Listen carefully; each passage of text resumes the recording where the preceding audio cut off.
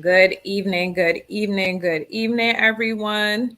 This is Beth from BIDG coming to you live, really excited this evening to be here with everyone in the building.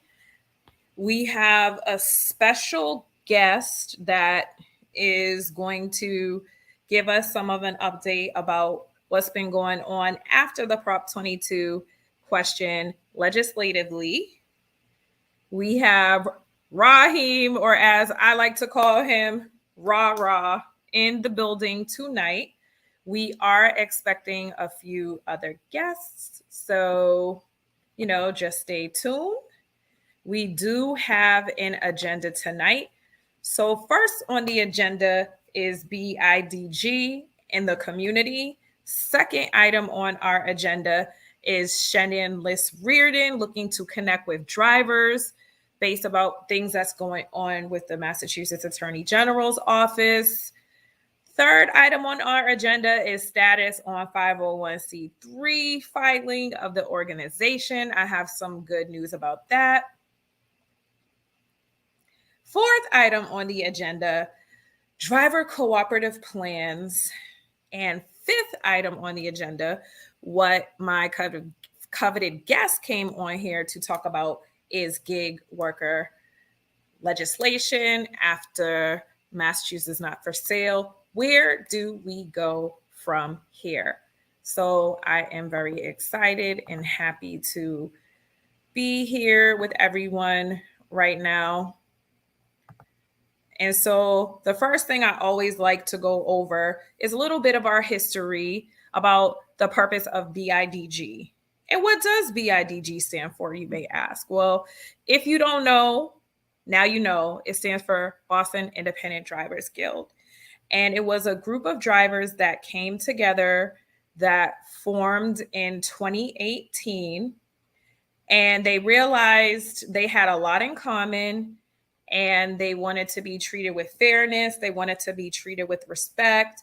They were sick of being taken advantage by Uber and Lyft. They admitted there were great things about the company, how it gave them a way to have a flexible schedule in the beginning. The money was pretty decent. But then things started to change. And they realized if they came together, that together they were stronger. So that's the purpose of the Boston Independent Drivers Guild, to give people a voice, drivers a voice. And now even more than ever, the statistics have shown us, because of inflation and people's paychecks not going as far, gig work has increased. And a lot of people have turned to Uber and Lyft driving. A lot of women are increased with gig work because they can't afford these ridiculously expensive childcare rates. So they're turning to the gig economy. They're doing Lyft, they're doing Uber, they're doing Instacart, they're Insta shoppers, they're doing the delivery jobs, and, some people, they're saying people didn't return back to work. No, people didn't like the way that they were being treated at work. That was the biggest issue. And so they decided to do something about it. Welcome Rhodes to the call as well, a fellow driver. And so we just want you to know that you all have a voice. And that's what it's about. We want you to know that you guys aren't alone out here. And so we want to get to the second item in our agenda, which is a Boston Independent Drivers Guild in the community. So if you don't realize this, our organization is very, very, very involved in the community. We showed up at the mosque around Massachusetts, introducing ourselves to the Muslim community. We showed up at community events. We were at, pride events. We were at leadership events. We did some trainings and workshops for our young people. Big shout out to Mashkosh. That's a nonprofit that focuses on the safety of workers in Massachusetts. And big shout out to Al Vega. we had the opportunity to go and do some workshops for the young people that he's mentoring in the Boston community. And also, we were supposed to get an update from, one guest. And just to goes to show, I've sued, Uber and Lyft was named in a lawsuit. I did not want my name to remain anonymous because one thing, I don't like bullies and I'm not a coward. We have another member that he's probably really drained today. He had a day-long deposition. These are the types of tactics that sometimes these companies use. Uber and Lyft, he was in a deposition all day with them. And, our organization is... Hey, yo, I'm driving? No, I don't. Sorry about that. Our organization is not afraid to... our organization is not afraid. We got our skin in the game. We're not afraid to fight for you. We're not afraid to speak up. And sometimes that costs us a little bit. I was deactivated temporarily, but thank God it was temporarily deactivated by Uber over some BS because, I was one of the people that's fighting on behalf of the drivers. And that wasn't fun at all, but I fought it. I didn't let the deactivation stop me. It actually made me more impassioned, and it made me more, it drove my purpose, because there are some drivers out here that don't know how to fight back. Maybe they, English is a second language. They feel uncomfortable speaking English. There might not be a representative that knows how to communicate with them in their language. And so I'm here and I'm ready and I'm willing and I'm able to fight for the people, for the voiceless. We all are here for the people that are kind of scared to speak up, or for the people that just don't know what their rights are in this state. You may not think you have rights, but you do. And so that's just a lot of things that Boston Independent Drivers Guild does. We are, we're in the community. We're here and we're loud. We're proud. I don't know if any of you guys ran into us. We were at the airport. I don't know if any of you saw us. We went to Chick-fil-A. We were at Chick-fil-A. We were going Legacy Place, Popeyes. We were in the hood just trying to connect with the drivers, talk to you, learn how, what you like about gig work, what you don't like about it, what you think could be improved about it. And so I don't know if Rhodes, if you could speak about a little bit, about your experience in how you have a leadership position in a community, and especially in the Haitian community. Do you want to talk about that a little bit? Are you able to talk for a couple minutes? If you could unmute yourself, Rhodes. I'd love to talk. Give me a couple of minutes, please. Okay, so we will come back to Rhodes. So let's move on to our next topic, which is attorney Shannon Liss-Riordan is looking to connect with Uber, Lyft drivers, other gig workers about pending actions going on with the Attorney General's office. And we have who I love to call, when it comes to attorneys and actions and dealing with Uber and Lyft, we have our own in-house expert that has had many interactions with them.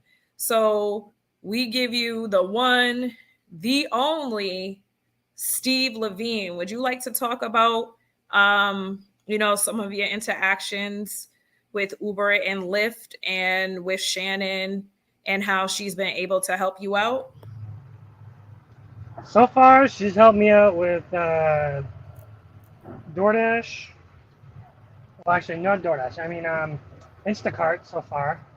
And we're working on Grubhub. And we just started working on more in-depth of my Uber case, too, as well. So it's going pretty good. And can't really talk about my case, but yeah, it's going pretty good. And what is your experience with Shannon? I know I've She's interacted awesome. with her. Yeah, she's great. She's doing exactly everything I ask her to do and more. I'm very thankful for her.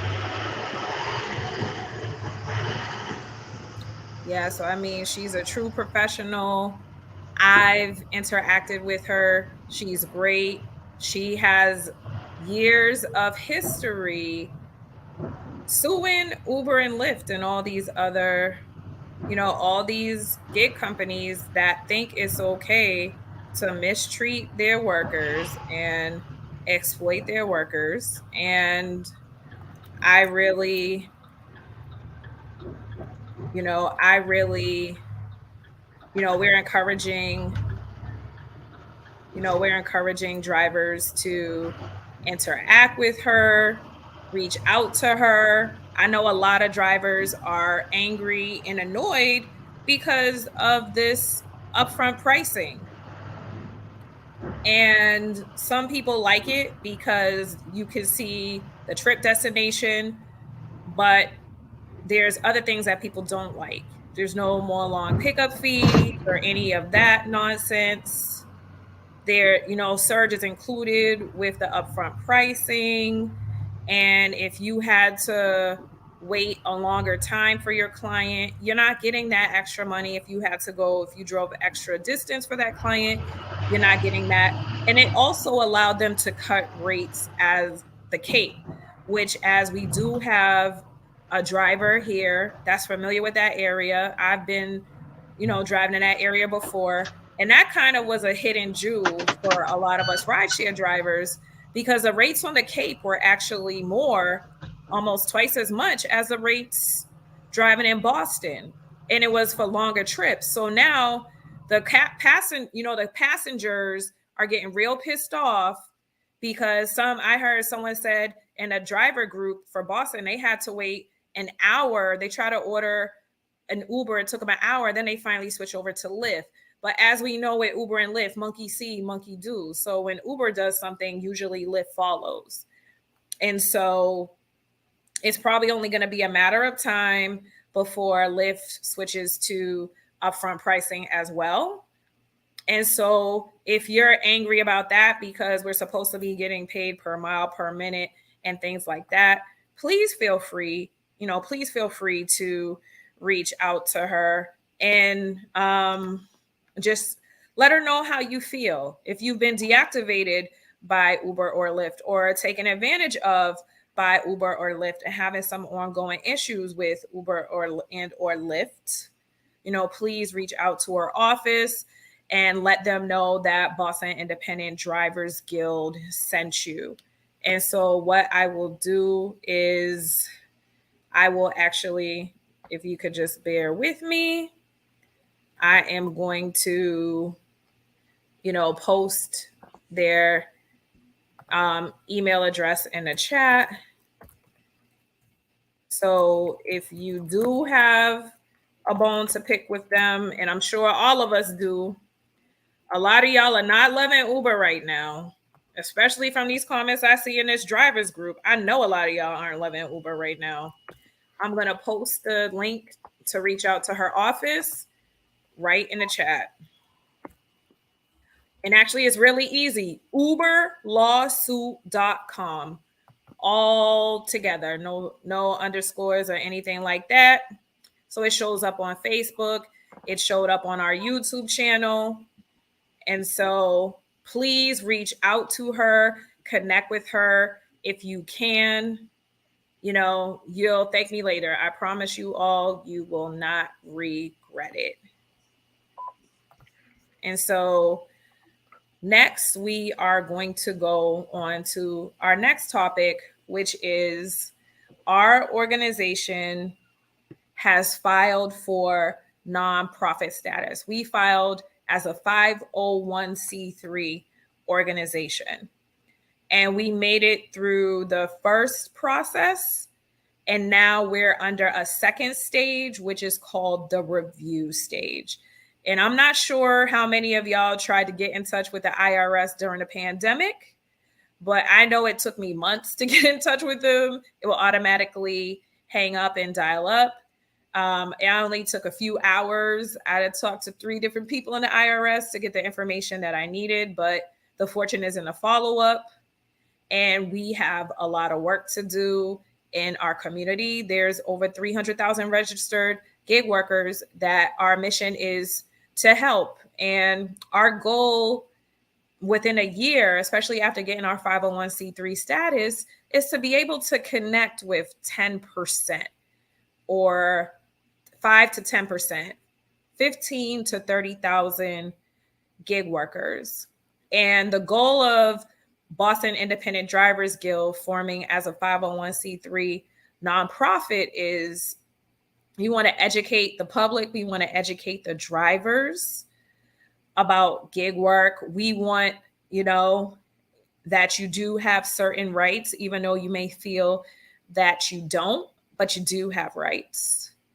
We're also registering as a charitable institution, organization. And we have been gifted through a program, we have been gifted gas cards for our drivers.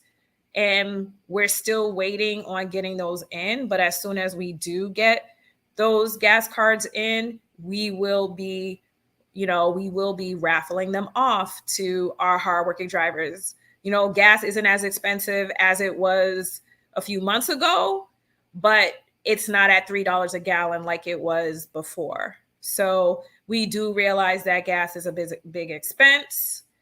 We're also soon going to be offering other programs like training programs, offering help with filling out applications for certain services, if you want to get and open your own business, having workshops and classes like that. That is one of our missions, to improve the lives of gig workers, rideshare drivers, delivery drivers, shipped shoppers, Insta shoppers, and to improve the lives of your families as well. And BIDG, sometimes we like to consider ourselves fun, crazy, cool, but dysfunctional.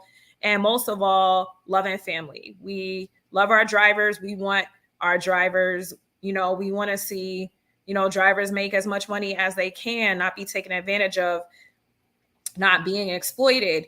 And the last designation we applied for under 501c3 is scientific research, because we want to study gig workers, what Uber and Lyft are saying you're making. I've seen, our organization helped gig workers get over $2 million in PPP funding, EIDL funding, and MGCC funding during a pandemic. And at that time, you had to submit your tax returns. You had to send in your tax returns to me. And some of these drivers, oh my goodness, they're making 6 figures. But after you're paying your expenses and your mileage and your insurance, some drivers were in the red. Some drivers, I know me personally, it looked like I made money, but after I took out all my expenses, I only made 1/3 of what Uber and Lyft said I made working. And so we want to study the difference in what these companies say we're making, but what we're actually taking home after we pay our own bills. And so that was one of the reasons too why, we registered as a 501c3. And though something else, I'm going to pass it on to my brother from another mother. I call him Rah, to talk about our next topic, which is going to be driver cooperative. So if you don't know now you know. So, there has been a buzz going around about a driver cooperative coming to the Massachusetts area. I'll give you a little background before I hand the mic over to Raheem. But I will give you this information. So there's a cooperative that was started in New York City. And if you rideshare drivers, Uber, Lyft drivers aren't familiar, in New York, they have to pay them a minimum amount per hour after their expenses. And it's almost, I believe, $28 an hour after they pay all of their expenses. They started this cooperative in New York City. And even with the minimum payment amounts that they have to pay drivers, the floor, cooperative drivers make 8% more, not less, more than that minimum amount that the New York City Council said that they have to pay. So that is a really great thing. And this cooperative, there's other states, Colorado, Florida, North Carolina. You know, we're reaching out to our brothers and sisters in Connecticut, because as you can see, Uber and Lyft are a $1 billion company, but they're greedy. We all know they're greedy. We all know they could afford to pay us some money and still be profitable. So wouldn't it be a great idea if the workers were able to share in those profits? You know, instead of Uber and Lyft taking all the money, you know, the workers can have something, own something. And, you know, we're not looking for everyone. Maybe everyone's not interested in that, but it sounds good to me. And so I am going to pass the mic over to Raheem. You know, he was at the meeting, you know, he was asked to be there, introduced to the key players. And so, Raheem, could you just talk a little bit more about this? Hi, everybody. I know most of you guys. My name is Raheem Abbasi. I was an organizer working with, back in the day, taxi drivers, of which I am, and now rideshare, delivery, gig workers, all that kind of stuff. I work with Beth on the Mass Not for Sale campaign. Our backgrounds are different, but surprisingly similar, and she and I have been working very, very closely at that time for the campaign, and now together on these divergent projects. So to give you a little update, right now, Mass Not for Sale still exists. BIDG is still a part of it, I believe, but they laid off their organizing staff. So they're going to pursue some kind of legislative campaign. I'm not really sure what their strategy is to do without any drivers or organizers regarding gig work. So as we get more information, as it trickles in, you all will be informed of that.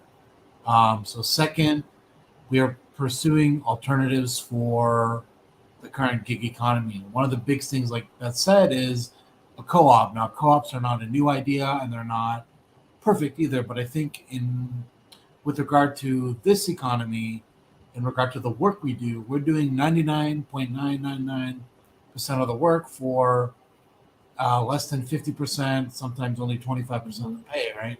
Everybody's taking a fare where the customer paid $100 and you got 40 for it, right? It's not fair. It's never going to be fair. One way to do that, to get some kind of recognition and equal pay and better protections and rights, is through a union. But I think without special legislation, like we mentioned earlier, we're not going to be able to do that.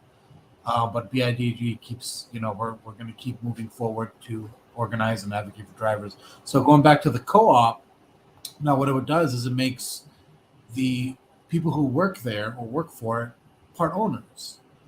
So one of the things we'd like to do is one of the biggest expenses we have is our vehicles and the apps. So if we own the app and we own all our vehicles, that says a lot about income security and the way that the money is distributed.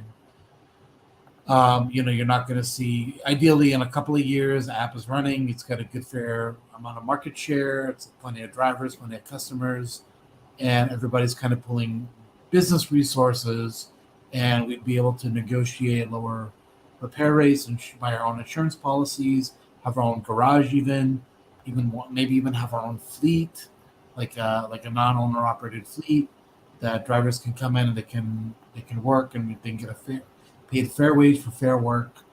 But there's a few obstacles to that, like Beth said. So we're working on that diligently. We don't have a lot of details right now, but we are taking advice and learning and listening and building relationships with people who've done this successfully, like in New York. So we're trying to replicate a similar model, and we all know that. And Beth, you can cut me off if I'm droning on. But well, I just want to interject really quickly. So what we're focusing on now, we're looking for 50 to 100 drivers that would be interested in learning if the cooperative model is something that fits into their lifestyle. We know that it might not be for everyone, but we're not looking for everyone.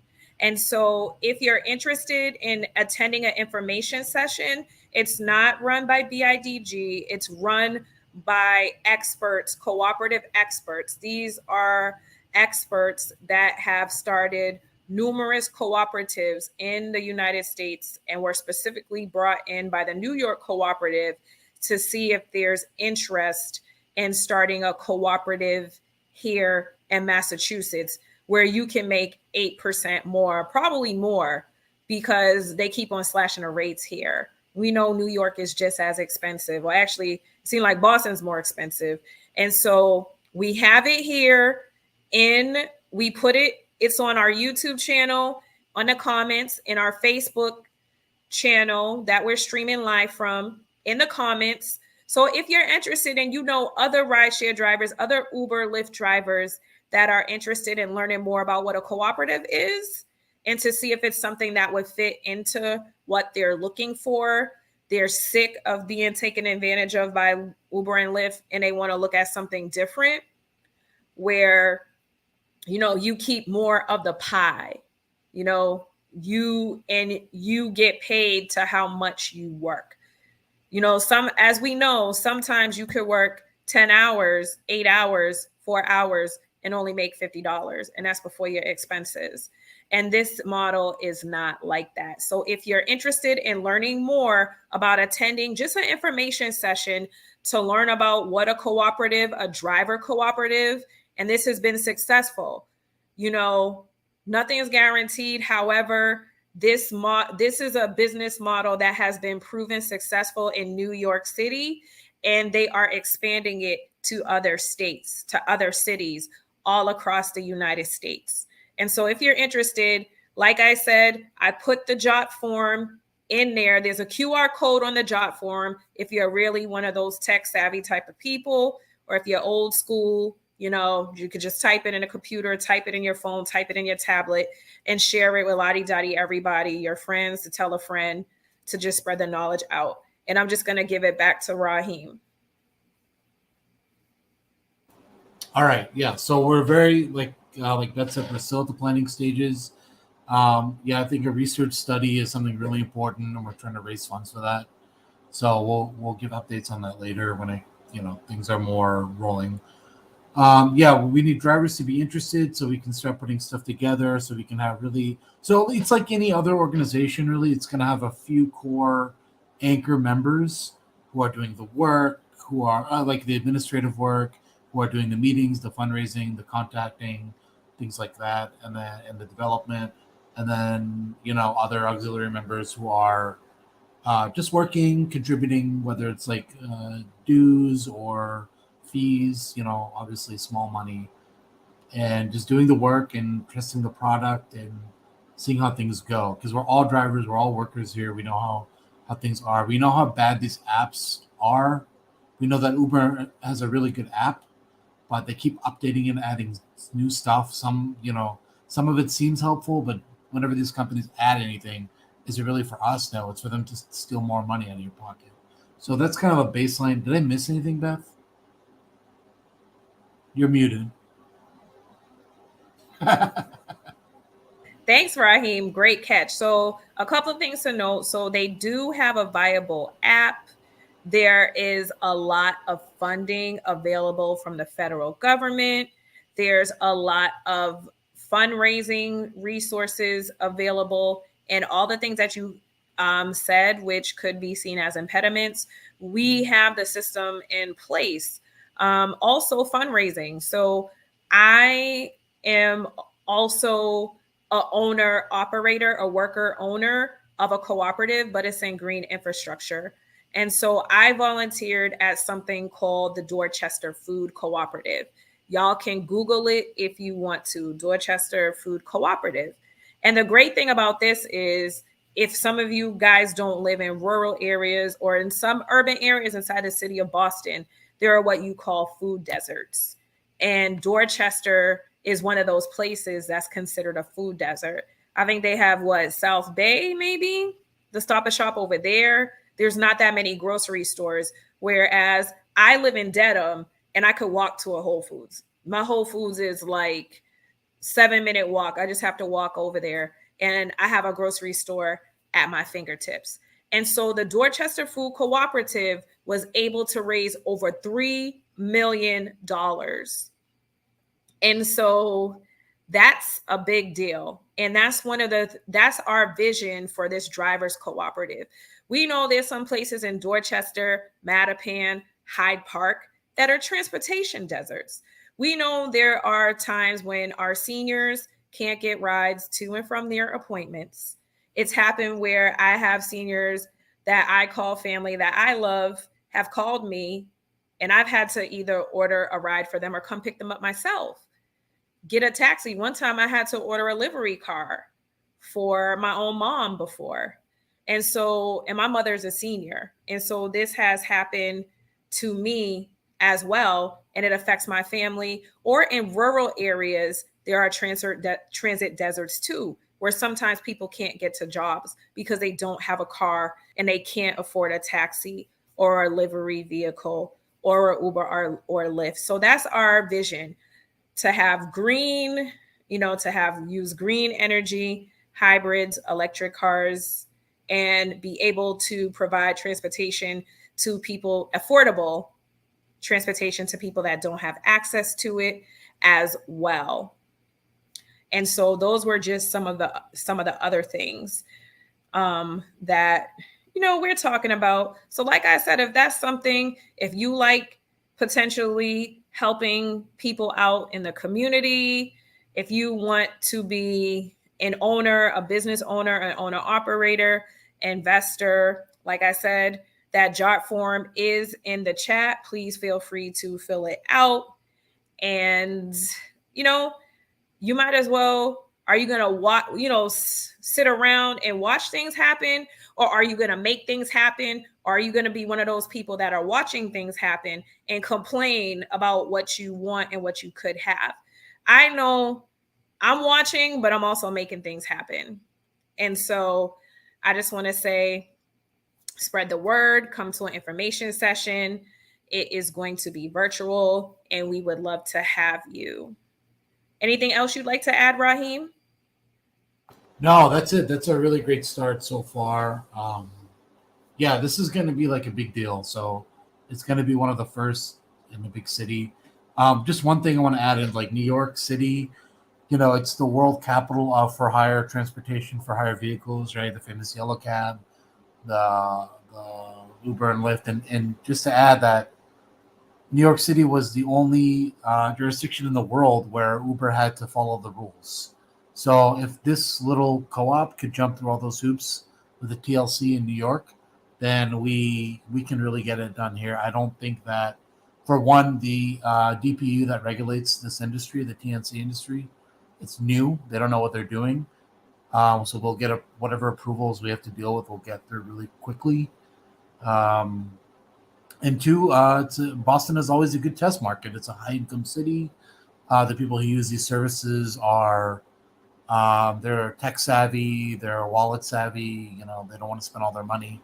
So if we can offer a lower price or a competitive price for the same service, essentially, and we can work with different partners as well. It's not just going to be a couple of guys in a Prius.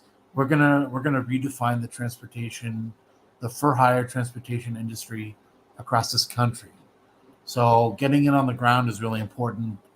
I definitely consider that this is going to really revolutionize, in many ways, the way we do business here regarding the ride-sharing, TNC, taxis, Uber, Lyft, delivery, and even delivery companies soon. Maybe in 5 years we'll have our own delivery app that's owner-operated. You don't know. But all right, that's it for me. That's what I had to say. If y'all have questions, let me know.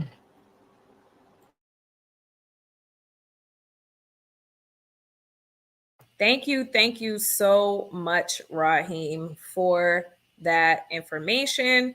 So the last item on our agenda for tonight is gig worker legislation. And so we got the ballot thrown out, the Supreme Court threw it out. We won the battle, but there is war a brewing. And so the next step, do you want to talk about this too, Raheem? Would you like to update us with this too? Well, what in particular do you want to talk about?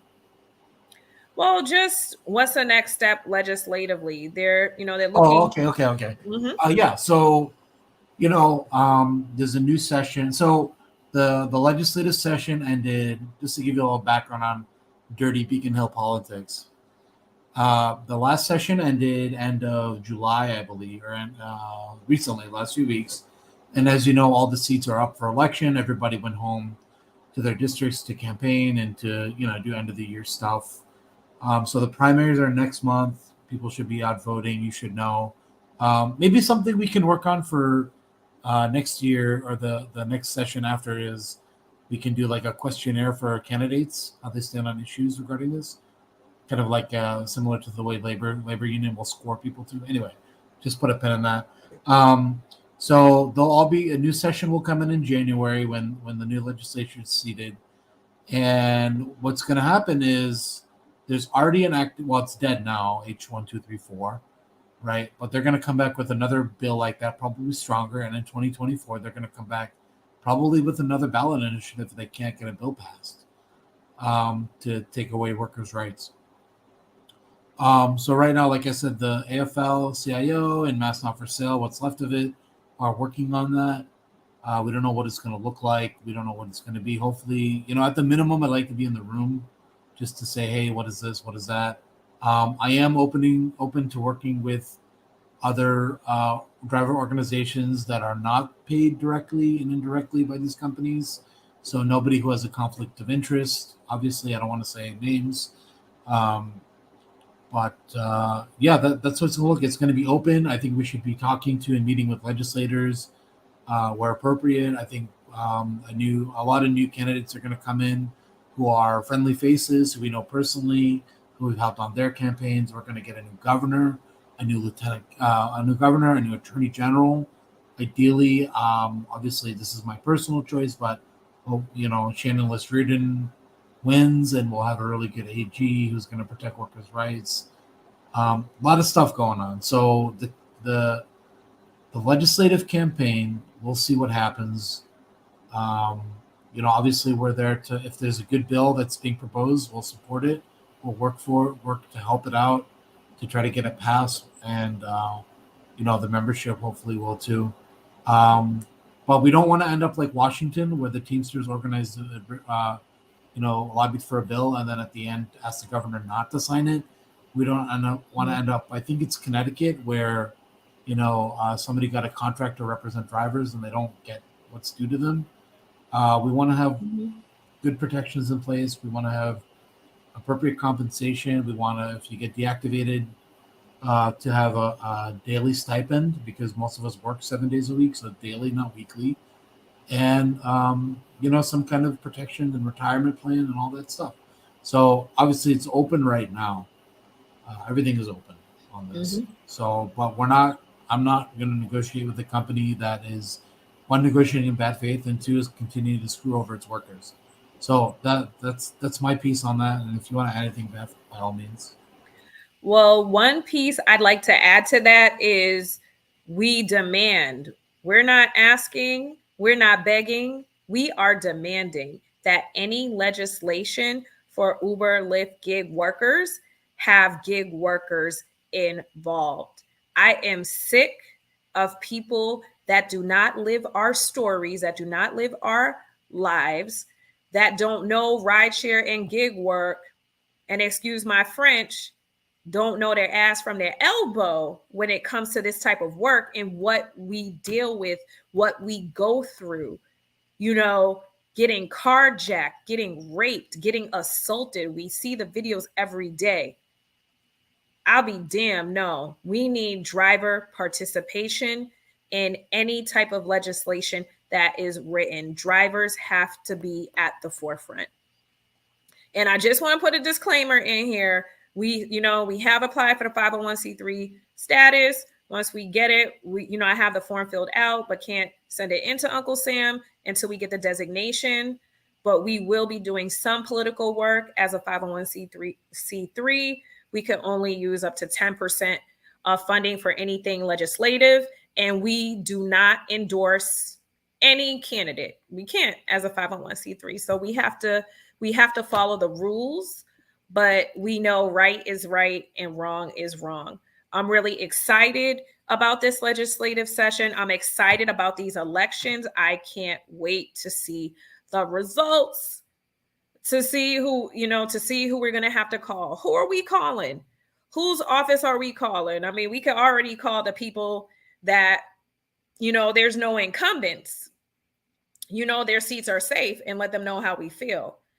But they're on a little 5-month vacation. Our legislators are on a 5-month vacation, and they won't be back in session until, next year. They need a break.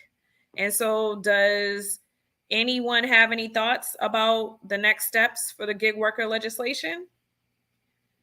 Don't everybody raise their hand. Maybe Rhodes or Dave. I haven't heard from either of y'all there.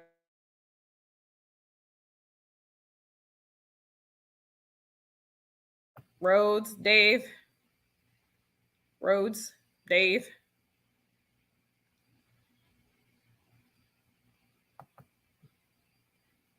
Let's see.